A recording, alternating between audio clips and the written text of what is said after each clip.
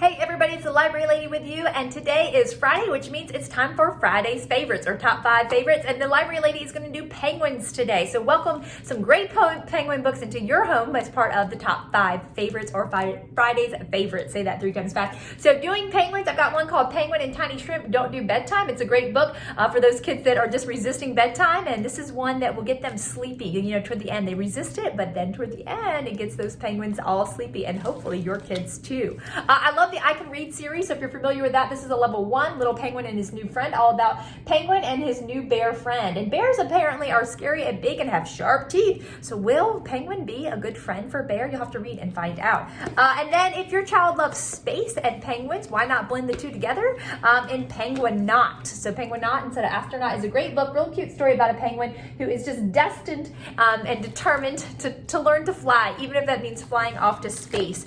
Kind of in that same element is Oliver Jeffers, which I love as an author, is Up and Down, and he has this little penguin who is also on a quest to learn to fly, because as we all know, penguins don't fly, and so that's a cute story. And then the last one I saved, let's see, my favorite in the list is Story John and Lane Smith, if you know Lane Smith, and it's called Penguin Problems. And as you know, I love books with surprise endings. I love books that make kids think, and I love books that make kids go, wow, that was a good book, I want to read it again. And so I have to read the beginning little excerpt in the inside jacket because it's great. It says, what?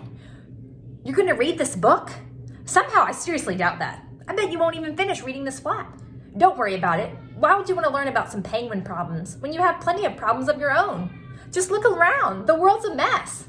Besides, you probably don't even like penguins. Heck, I barely like penguins, and I am a penguin. Seriously, I'll understand if you put the book back on the shelf. Go ahead. It's for the best.